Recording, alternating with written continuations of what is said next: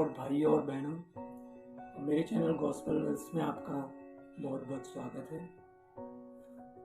तो बात रही, जैसे कि आपने मेरा टाइटल पढ़ लिया होगा कि बाइबल हमें वास्तविक में हमें क्या सिखाती है, बाइबल क्या है।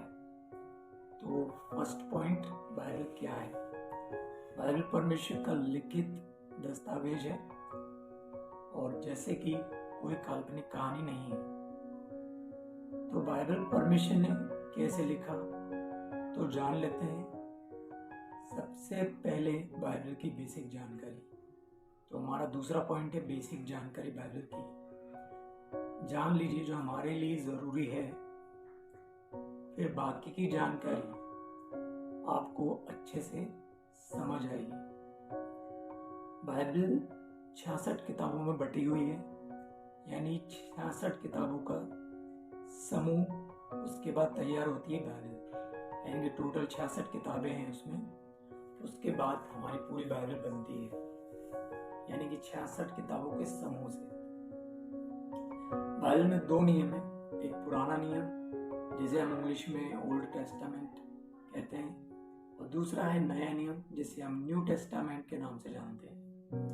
अब ये दो नियम जो बताते हैं, पुराने नियम में 39 किताबें यानी कि 39, और नए नियम में 27 किताबें 27 ओनली। अब बाइबल की किताब दूसरा पत्रस अध्याय 1 का 20 से 21 से हम पढ़ेंगे कि बाइबल में क्या लिखा है। और पहले बाइबल से ले लेते हैं हम ये, और पहले ये जान लो कि पवित्र शास्त्र की कोई भी भविष्यवाणी किसी के अपने ही विचारधारा के आधार पर पूर्ण नहीं होती, क्योंकि कोई भी भविष्यवाणी पर भक्तजन पवित्र आत्मा के द्वारा उभारे जाकर परमेश्वर की ओर से बोलते थे। और दूसरा वचन हम पढ़ लेते हैं। आप तीमुथियुस की किताब, दूसरा तीमुथियुस की किताब अध्याय 3 का 16 पद क्या कहता है, जान लेते हैं। संपूर्ण पवित्र शास्त्र परमेश्वर की प्रेरणा से रचा गया है और उपदेश और समझाने, सुधारने और धर्म की शिक्षा के लिए लाभदायक है। तो वचन से आपको पता चल ही गया होगा कि इन मनुष्यों का जो इस्तेमाल हुआ है, परमेश्वर ने किया है, सिर्फ उन्हें एक लेखनी के तौर पे काम दिया गया कि वो लिख सकते हैं, मगर इसका जो विषय है, इसका जो क्रिएटर है, वो परमेश्वर की प्रेरणा से, यानी कि परमेश्वर ने अपने ही विचारों को उनको दे के पवित्र आत्मा के द्वारा उनसे लिखवाया है, यानी कि परमेश्वर की इच्छा में लिखी गई है। उन लोगों को सिर्फ इस्तेमाल किया है जिससे वो लिख सके अपने हाथों से, पर इसके जो विषय है, इसके जो विचार है, वो सब परमेश्वर के हैं। तो आपने जान लिया, तो पहले डाउट खत्म हो गया कि ये कोई काल्पनिक नहीं है, ये परमेश्वर के द्वारा परमेश्वर की इच्छा में, और ये उन्हीं लोगों ने लिखा जो परमेश्वर की इच्छा में थे, सच्चे थे, उसके आज्ञा थे, उन्हीं लोगों को परमेश्वर ने इस्तेमाल किया है। मतलब बाइबल के द्वारा, मनुष्य द्वारा लिखाई गई, उनके हाथों से पर लिखने की प्रेरणा उन्हें परमेश्वर द्वारा मिली। अब हम जाते हैं, और ये ऐसा लगेगा कि बाइबल एक लेखक द्वारा लिखा गया है, उसके सारे लेख जैसे लगते हैं जैसे क्योंकि किसी एक इंसान ने लिखे हैं, बट वो इंसान ने नहीं लिखे, परमेश्वर उसका लेखक है, पवित्र आत्मा उसका लेखक है, क्योंकि परमेश्वर पवित्र आत्मा के द्वारा उन्हें लिखने की प्रेरणा देता था। मतलब वास्तविक में बाइबल का लेखक परमेश्वर है, और उसने लिखने का कार्य मनुष्य को दिया जो उसकी इच्छा में रहते थे, उसकी आज्ञा का पालन करते थे, जो सच्चाई से चलते थे। अब हमारा ये तीसरा पॉइंट था जिसमें बाइबल का लेखक है, ये हमारा तीसरा पॉइंट है। अब हमारा चौथा पॉइंट बताते हैं, मतलब बाइबल एक उपहार, ये हमारा चौथा पॉइंट है। उपहार क्या है? बाइबल एक उपहार के रूप में जो हमें परमेश्वर की ओर से मिला है। बाइबल के लिखने का अनुमानित काल 1600 वर्ष है। अब आप समझ सकते हैं इस बात को कि एक व्यक्ति 1600 वर्ष तो जिंदा नहीं रह सकता, क्योंकि बाइबल में एक मथुशेलह है जो सबसे ज्यादा जिया, उसकी जिंदगी यानी कि उसकी उम्र थी समथिंग 969, यानी कि बाइबल में सबसे ज्यादा वर्ष जीने वाला व्यक्ति वही है। उसके बाद कोई नहीं जिया 970। उसके बाद नूह की भी आयु 950 के समथिंग ही, आदम की 930 थी, यानी कि 900 के बाद कम होती गई पर उम्र ज्यादा नहीं बढ़ी। तो यानी कि 16 साल है, तो उस हिसाब से जब हम पढ़ते तो ऐसा लगता है कि किसी एक इंसान ने लिखा है, बट ऐसा नहीं है। ये 40 अलग अलग लोगों ने लिखी है। वो आगे आपको मैं समझाऊंगा, बताऊंगा, और आप भी बाइबल से पढ़ेंगे जानेंगे तो आपको समझ में आएगा। तो बाइबल का भाग 1 जान लेते हैं। ये हमारा 5वां पॉइंट है कि पुराने नियम में पृथ्वी, तारामंडल, समुद्र, जानवर, पक्षी, जीव जंतु, जल प्राणी, पेड़ पौधे, मनुष्य की सृष्टि को कैसे बनाया, इसका विवरण मिलता है। ये पुराने नियम में मिलेगा।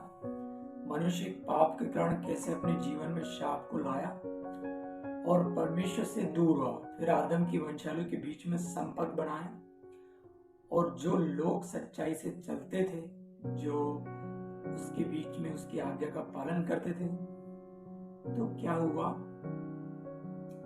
जैसे ही हम देखते हैं कि मनुष्य की सृष्टि में कैसे बनाया, इसका विवरण मिलता है। मनुष्य एक पाप के कारण कैसे अपने जीवन में शाप लाया और परमेश्वर से दूर हुआ, फिर आदम की वंशावली के बीच में संपर्क बना, जो लोग सच्चाई से चलते थे उनके द्वारा महान कार्य किए। उसके बाद से फिर से लोग पाप करने लगे। हमारा 6वां पॉइंट है पाप का आरंभ, जिसके कारण जल प्रलय आया और नूह और उसके परिवार को छोड़कर सब कुछ खत्म हो गया, सब कुछ नष्ट हो गया, और नूह के द्वारा ही अगली पीढ़ी को लाया और उनके द्वारा एक नई व्यवस्था को लाया, यानी कि नई व्यवस्था यानी कि नया नियम, जिसे हम न्यू टेस्टामेंट बोलते हैं, को लाया, जिसमें लोग उस पर चल सकें और दोबारा पाप न कर सकें। ये था पुराना नियम का सार जो मैंने आपको बताया। अब बात करते हैं बाइबल का भाग 2 नए नियम की, जिसमें ये बताया गया है कि लोग परमेश्वर की व्यवस्था को पूरा नहीं कर पाए, और उसके बाद परमेश्वर ने एक ऐसी योजना बनाई और अपने पुत्र यीशु मसीह को मरियम के द्वारा जन्म दिया पवित्र आत्मा की सहायता से, जिसमें वो अपने लोगों को शिक्षा दे सके और एक नया कानून, एक नई व्यवस्था को स्थापित कर सके, और अपने चेलों को शिक्षा देकर, अपनी सामर्थ्य देकर उन्हें इस लायक बनाया कि वो भी अद्भुत और महान कार्य कर सके जो परमेश्वर करता है। अब बात करते हैं, और क्रूस पर अपनी जान दे दी, 3 दिन बाद जीवित होकर अपने चेलों से मिला। दूसरा पॉइंट, और अपने 12 चेलों को आज्ञा दी। आज्ञा क्या है? मत्ती का अध्याय 28 का 19 पद हम पढ़ेंगे, तो हम थोड़ा जान लेते हैं 19 पद में क्या लिखा है और उसकी लास्ट आज्ञा क्या है। जब इसे थोड़ा पढ़ेंगे तो आपको समझ में आएगा कि इसकी आज्ञा लास्ट क्या है। आप भी निकाल सकते हैं बाइबल, अगर आपके पास बाइबल है तो, और नहीं है तो आप ओपन कर सकते हैं, अपने मोबाइल में डाउनलोड कर सकते हैं। आजकल तो ऑनलाइन बाइबल हर कहीं मिल जाती है, तो आप उसे निकाल सकते हैं।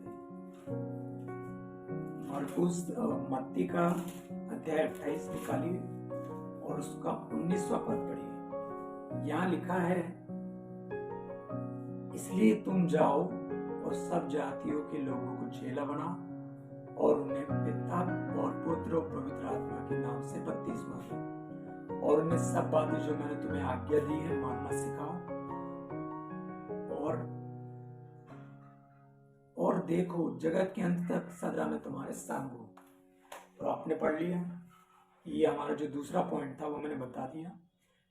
तीसरा पॉइंट है जो मैंने आपको बताया, और चौथा पॉइंट है कि जब वो स्वर्ग उठा लिया गया, स्वर्ग में, यानी कि उसने अपने चेलों से बात की और उन्हें आज्ञा दी कि उन्हें करना क्या है, उसके बाद स्वर्ग में उठा लिया गया, यानी कि परमेश्वर हमारे साथ है। उसने कहा कि वो मतलब जब तक हमारा जीवन है तब तक भी, और जब तक वो हमें यहाँ से ले के नहीं जाता पृथ्वी से, तब तक वो हमारे साथ है और हमेशा हमारे साथ बना रहेगा। तो ये हमारे वीडियो का पूरा सार है और ज़्यादा बड़ी वीडियो नहीं है, पर मैंने बेसिक जानकारी आपको बाइबल के बारे में दे दी है कि आप पढ़ेंगे तो हमारा जो टाइटल था मैंने आपको बता ही दिया है कि बाइबल में वास्तविक यही जानकारी देती है। पुराना नियम नए नियम में क्या है, ये बेसिक जानकारी आपने दे दी है और आप डिटेल में पढ़ेंगे तो आपको और भी जानकारी मिल जाएगी। तो आपको हमारी वीडियो कैसी लगी, और अगर अच्छी लगेगी तो प्लीज़ लाइक कर दीजिए, शेयर कर दीजिए और हमारे चैनल को सब्सक्राइब ज़रूर करें। Praise the Lord and God bless you, everyday enjoy the life.